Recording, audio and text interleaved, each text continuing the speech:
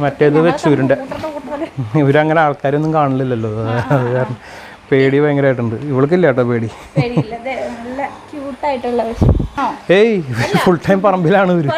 എന്നിപ്പോ നിങ്ങൾ പറഞ്ഞാരണം നിർത്തിയതാ, അല്ലെങ്കിൽ അവർക്ക് നടന്നിങ്ങനെ തിന്നാനാണ് ഇഷ്ടം. ഇല്ല ഇല്ല, അവർക്ക് ശീലമില്ല. അങ്ങനെ ഞാനല്ല, വൈഫിന്റെ അച്ഛൻ പറഞ്ഞിട്ടാണ് കുത്തിയത്. ആൾക്ക് ഇത് നിങ്ങളെ ഭയങ്കര ഇഷ്ടമായ കാരണം അങ്ങനെ കുത്തി നോക്കിയതാണ്. അപ്പോൾ കിട്ടി, പരീക്ഷണാർത്ഥം കുത്തി നോക്കിയതാണ് ഇത്. വീട്ടിലെ ചെടികൾക്കും കൃഷി, പച്ചക്കറി കൃഷി ഉണ്ട് അത്യാവശ്യം. അച്ഛൻ ചെയ്തിട്ടുണ്ട്, ഞാൻ ആദ്യമായിട്ട് ചെയ്യണത്. 1 മാസം കഴിഞ്ഞു.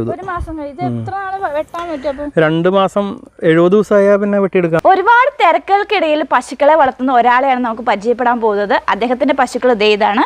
അപ്പൊ ചേട്ടനെ ഏതാന്ന് ഞാൻ കാണിച്ചു തരാം. ഇതാണ് പേര്, ദർശൻ എന്നാണ്. ഇതാണ് ചേട്ടന്റെ പശുത്തൊഴുത്ത്. പിന്നെ ഉള്ളിലേക്ക് നമുക്ക് നാടൻ പശുക്കളാണുള്ളത്. അത് വലിയ പശുക്കളുടെ തൊഴുത്താണ്, നാടൻ പശുവിന്റെ അല്ല. ഒരു 1.5 വർഷത്തോളം ഉണ്ടായിരുന്നു വലിയ ബസ്സുകൾ, ഒരു 10 പേരുണ്ടായിരുന്നു. ഞാൻ ഷിപ്പിലാണ് വർക്ക് ചെയ്യണത്. അപ്പോൾ ക്രൂസ് ഷിപ്പിലാണ്. പാൻഡമിക് സമയത്ത് പോകാൻ പറ്റുന്നുണ്ടായിരുന്നില്ല.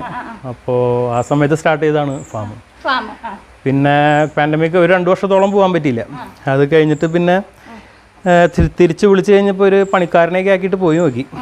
പക്ഷേ നടക്കണില്ല, ഭയങ്കരമായിട്ട് പാല് കുറഞ്ഞു, തീറ്റ സമയത്തിന് കൊടുക്കില്ല പശുക്കൾക്ക്, അങ്ങനെയൊക്കെ ആയിട്ട് ഭയങ്കര നഷ്ടത്തിലേക്ക് എത്തിയ. പിന്നെ മെല്ലെ ഓരോരുത്തരെ കൊടുത്ത് അവസാനിപ്പിച്ചത്. ഇത് വീട്ടാവശ്യത്തിന് വേണ്ടി ഞങ്ങൾക്ക് ഇവിടെ കുറച്ച് റിമോട്ട് ആയിട്ടുള്ള ഏരിയ ഞങ്ങളുടെ. അപ്പോൾ പിന്നെ പാല് നല്ലത് കിട്ടണമെങ്കിൽ കുറച്ച് ദൂരം പോകണം. നീലീശ്വരം എന്ന് പറയും, മലയാറ്റൂർ. ഒരു 2-2.5 കിലോമീറ്റർ കഴിഞ്ഞാൽ മലയാറ്റൂർ പള്ളി എത്തി. അപ്പൊ മലയാറ്റൂരാട്ടോ ഈ നാടൻ പശുക്കളുള്ളത്. ഞങ്ങളാണ് ഒരു കൂ. ഏറ്റവും ചെറുത് 2 മാസമായിട്ടുള്ളൂ പ്രസവിച്ചിട്ട്.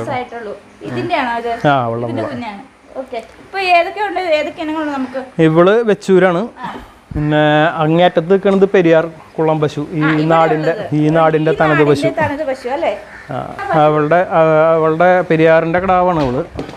മറ്റേത് വെച്ചൂരിന്റെ. ഇവരങ്ങനെ ആൾക്കാരൊന്നും കാണില്ലല്ലോ, അത് കാരണം പേടി ഭയങ്കരമായിട്ടുണ്ട്. ഇവൾക്കില്ല കേട്ടോ പേടി.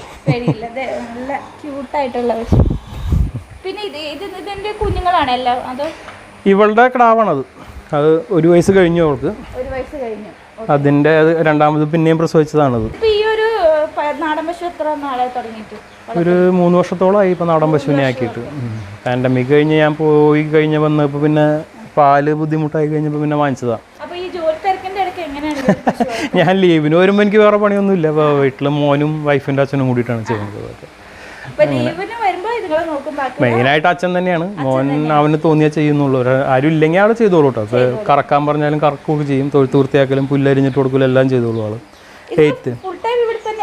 ഏയ് ഫുൾ ടൈം പറമ്പിലാണ് ഇവര്. എന്നിപ്പോ നിങ്ങൾ പറഞ്ഞാരണം നിർത്തിയതാ, അല്ലെങ്കിൽ അവർക്ക് നടന്നിങ്ങനെ തിന്നാനാണ് ഇഷ്ടം. ഇല്ല ഇല്ല, അവർക്ക് ശീലമില്ല അങ്ങനെ കെട്ടിട്ട്. അവിടെ കുടിക്കാൻ വിട്ടാണ്. ഇതിപ്പോ ഞാനല്ല, വൈഫിന്റെ അച്ഛൻ പറഞ്ഞിട്ടാണ് കുത്തിയത്. ആൾക്ക് ഇത് നിങ്ങളെ ഭയങ്കര ഇഷ്ടമായ കാരണം അങ്ങനെ കുത്തി നോക്കിയതാണ്. അപ്പോൾ കിട്ടി, പരീക്ഷണാർത്ഥം കുത്തി നോക്കിയതാണ്. ഭയങ്കര ക്യൂട്ടാണല്ലോ കാണാൻ, അത് കാരണം. പിന്നെ ഇവരുടെ ഏറ്റവും ടേസ്റ്റുള്ള പാല് വരിക എന്ന് പറയുന്നത് നമ്മുടെ നാടൻ പശുക്കളിൽ പുങ്കന്നൂരിന്റെ. അത് കാരണം അക്ഷയ് എന്ന് പറഞ്ഞിട്ടൊരു പയ്യനാണ് കുത്തിവെച്ച. LI ആണ് ആള്. ആലുവയിലാണ് വീട്. അതിന് വേണ്ടിയിട്ട് ഒറ്റ പശു എന്നാണ് വാങ്ങിച്ചത്. മൂവാറ്റുപുഴയിൽ നിന്ന് വാങ്ങിച്ചാണ് ഇവിടെ. ഒരു ഭയങ്കര സമ്മിശ്ര കർഷകയാണ് പുള്ളിക്കാരത്തി. അവാർഡൊക്കെ കിട്ടിയിട്ടുള്ള ആളാണ്. ആളുടെ വീട്ടിലുണ്ടായിരുന്ന പശുവാണ്. ഭയങ്കര ഓമനിച്ച് വളർത്തിയായിരുന്നു. വീടിന്റെ ഫ്രണ്ടിൽ ഒരു അമ്പലം മാതിരി ഒരു തൊഴുത്തൊക്കെ ഉണ്ടാക്കി വെച്ചത് ഇതിന് വേണ്ടിയിട്ട്. അങ്ങനെയായിരുന്നു. അവിടുന്ന് വാങ്ങിച്ചു കൊണ്ടാണ്. പിന്നെ അവളുടെ കിടാങ്ങളാണ് 2 പേര് നിൽക്കുന്നത്. പിന്നെ ഇവളുടെ കറവ പറ്റിയപ്പോൾ പിന്നെ ഇവിടെ കറക്കുമ്പോൾ കുറച്ച് ഹാർഡാ. അപ്പോൾ മോന് കറക്കാൻ എളുപ്പത്തിന് എന്നും പറഞ്ഞിട്ട് അതിനെ വാങ്ങിച്ചതാ. അവള് പിന്നെ ആർക്ക് വേണമെങ്കിൽ കറക്കാം, ഭയങ്കര സുഖമാണ് കറക്കാൻ. അങ്ങനത്തെ അങ്ങനെ ചവിട്ട് കുത്തൊന്നും ആരും ഇല്ല കേട്ടോ. നാടൻ പശുക്കൾ എന്ന് പറഞ്ഞാൽ ഭയങ്കര അഗ്രസീവാന്നുള്ളൊരു ഇതൊക്കെയുണ്ട്, പ്രത്യേകിച്ചും പെരിയാർ പശുക്കൾ. ഇത് എങ്ങനെ കറന്നാലും എവിടെ ഇരുന്ന് കറന്നാലും ആര് കറന്നാലും കുഴപ്പമില്ല എന്ന് പറഞ്ഞിട്ട് ഭയങ്കര. പക്ഷെ പാല് വിടില്ല, ഭയങ്കര കള്ളിയാണ്. അവളെ ഇരിക്കണ കണ്ടില്ലേ, അവൾക്ക് ഒരു 3 ലിറ്ററോളം പാലുണ്ട് അവൾക്ക്. പക്ഷേ ഒരു 1.5 ബാക്കി പിടിച്ചു വെച്ചിട്ട് ആണ് തരുള്ളൂ. തൊഴുത്ത് വൃത്തിയാക്കൽ എന്നൊക്കെ പറഞ്ഞാൽ ഒരു 10 മിനിറ്റ് നേരത്തെ പണിയുള്ളൂ. എന്ന് വെച്ചാൽ ഇവരങ്ങനെ വൃത്തികേടാക്കില്ല തൊഴുത്ത്. പിന്നെ ഉറച്ചിട്ട് 10 മിനിറ്റ് കൊണ്ട് തന്നെ തൊഴുത്ത് വൃത്തിയാക്കി എടുക്കാം. കറക്കലും ദിവസവും കുളിപ്പിക്കണ്ട പിന്നെ അവരെ. 10 മിനിറ്റ് വേണ്ട. 3 ലിറ്റർ പാലാണ് അവൾക്ക് രാവിലെ കിട്ടണത്. അപ്പോൾ അതിനൊരു 10 മിനിറ്റ് വേണ്ട. 10 മിനിറ്റ് വേണ്ട. ഒരു 6:30 തൊഴുത്ത് കയറി 7 മണിയാകുമ്പോഴേക്കും എല്ലാ പണിയും തീരും. പിന്നെ നമ്മൾ ഫ്രീ. അപ്പോൾ പറമ്പിൽ കൊണ്ട് കെട്ടിയാൽ ഒരു 4:30-5 മണിയാകുമ്പോൾ തിരിച്ചു കൊണ്ടുവരും. പാലുൽപാദനം എന്ന് പറഞ്ഞാൽ കഴിഞ്ഞ മാസം വരെ ഇവൾക്കൊരു 3 ലിറ്റർ പാല് കിട്ടും രാവിലെ. അവൾക്ക് പ്രസവിച്ച സമയത്ത് ഉണ്ടായിട്ടുണ്ട് ഒരു 3 ലിറ്റർ പാല്. പക്ഷെ ഇപ്പൊ ഒരു 4 മാസം ചെനയായി. ഇപ്പൊ പുങ്കാനൂര് തന്നെ കുത്തിരിക്കണ.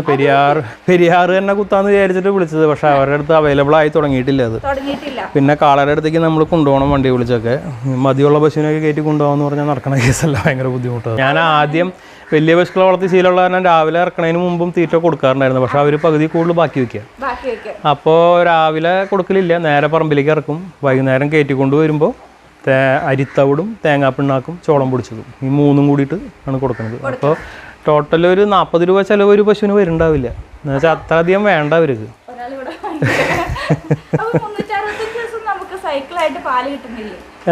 3 പശു ഉണ്ടെങ്കിൽ കറക്റ്റായിട്ട് കിട്ടും. എന്താ വെച്ചാൽ ഇവർ പ്രസവിച്ച മറ്റേ പശുക്കളുടെ മാതിരി ഒരു 5 ദിവസം കൊണ്ട് പാലെടുക്കാൻ പറ്റില്ല നമുക്ക്.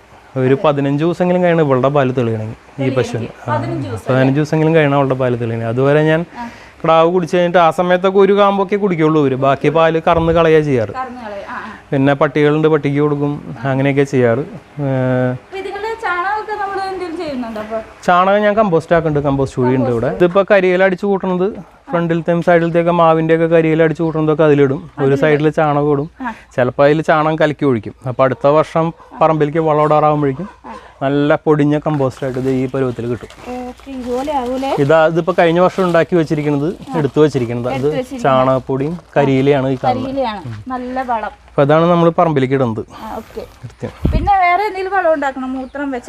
മൂത്രം വെച്ചിട്ട് ജീവാമൃതം ഉണ്ടാക്കാറുണ്ട്. ഇപ്പൊ ജീവാമൃതം ഉണ്ടാക്കി വെച്ചൊക്കെ തീർന്നു. ഒരു കുറച്ചിരിപ്പുണ്ട് ഇവിടെ. ഇത് എങ്ങനെയാന്ന് വെച്ചിട്ടുണ്ടെങ്കിൽ 2 കിലോ പയറുപൊടിയോ മുതിരപ്പൊടിയോ ഏതെങ്കിലും ധാന്യപ്പൊടി, 2 കിലോ ശർക്കര, 1 ദിവസത്തെ ചാണം കൊടുക്കും ഇവരുടെ.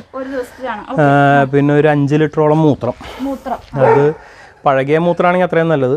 ഇപ്രാവശ്യം ഉണ്ടാക്കിയപ്പോൾ ഉണ്ടായിരുന്നു അത്. ഒരു 5 ലിറ്ററോളം 1 വർഷത്തോളം ആയ മൂത്രം ഉണ്ടായിരുന്നു, അച്ചെടുത്ത് വെച്ചിട്ടുണ്ടായിരുന്നു. അപ്പോൾ അത് അങ്ങനെ എന്നിട്ട് ഒരു 6 നേരം ഇളക്കണം. എന്നിട്ട് ഒരു 200 ലിറ്റർ വെള്ളം. അത് അത്രയും സ്ട്രോങ് ആയിട്ടുള്ള സാധനമായിരിക്കും. എന്നിട്ട് അത് ഡൈല്യൂട്ട് ചെയ്തിട്ട് 10 ഇരട്ടി വെള്ളത്തിൽ ഡൈല്യൂട്ട് ചെയ്തിട്ട് പറമ്പിൽ ചെടികൾക്കും പച്ചക്കറികൾക്കും കുടിച്ചു കൊടുത്താൽ നല്ല എഫക്റ്റ് ഉണ്ട്, നല്ല റിസൾട്ട് ഉണ്ട്. തഴച്ച് വളരും, നല്ല കായ്ഫലം കിട്ടും. പിന്നെ നമുക്ക് ഒന്നിനോട് ഒരു അറപ്പ് തോന്നില്ല. ഇപ്പൊ ചാണകമൊക്കെ ആയാലും മോനടക്കം ക്ലീൻ ചെയ്യും തൊഴുത്തൊക്കെ. അത്രയ്ക്ക് ഒരു ബുദ്ധിമുട്ടും ഇല്ല. പിന്നെ ഫാമിലിയുടെ സപ്പോർട്ട് ഉണ്ടാവും. പുല്ല് വെട്ടിട്ട് കൊടുക്കലും എല്ലാം ചെയ്തോളും. കറക്കലൊക്കെ ചെയ്യും പശുവിനെ. ഇവിടെ ഇല്ല, ഇപ്പൊ സ്കൂളിൽ പോയിരിക്കാം.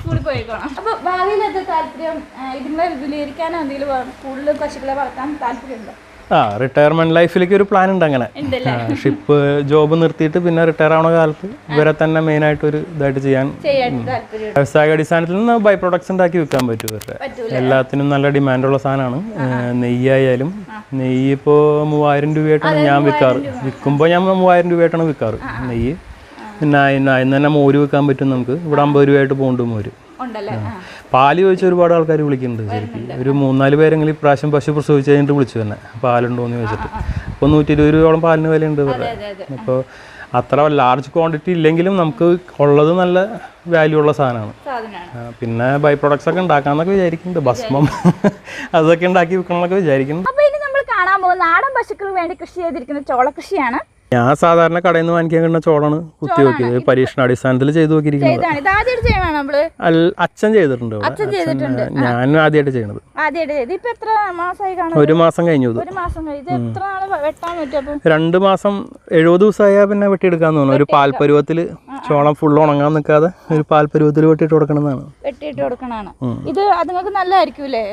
ഭയങ്കര ചോളം നല്ല ഹെൽത്തി ആയിട്ടുള്ള സാധനമല്ലേ. അപ്പൊ ഈ ഒരു പറമ്പിലാണ് പശുക്കളെ വിടുന്നത്. ഇവിടെ വിടാറുണ്ട് അവരെ. പക്ഷെ അവര് ഈ തെങ്ങും തൈയൊക്കെ അടിക്കണ കാരണം അത്രയധികം വിടുന്നില്ല. പിന്നെ അവിടെ ഇഞ്ചി കൃഷിയൊക്കെ ചെയ്തിട്ടുണ്ട്. അതിന്റെ അപ്പുറം കാണുന്ന പറമ്പിൽ നല്ല താഴ്ച വളർന്നിട്ടുണ്ട്. സൂപ്പറായിട്ട് എല്ലാത്തിനും അത് തന്നെയാണ്. ചാണകവും മൂത്രമൊക്കെ തന്നെയാണ്. സ്ലറി അടിച്ചു കൊടുക്കും. പിന്നെ അപ്പോൾ ഇന്ന് നമ്മൾ കണ്ടത് ദർശൻ ചേട്ടൻ നാടൻ പശു വളർത്തലാണ്. അപ്പോൾ ഞങ്ങളുടെ വീഡിയോ നിങ്ങൾക്ക് ഇഷ്ടപ്പെട്ടാൽ ലൈക്ക് ചെയ്യുക, ഷെയർ ചെയ്യുക. അടുത്തൊരു നല്ലൊരു വീഡിയോയുമായി ഞങ്ങൾ വരുന്നതാണ്. അതുവരെ നമസ്കാരം.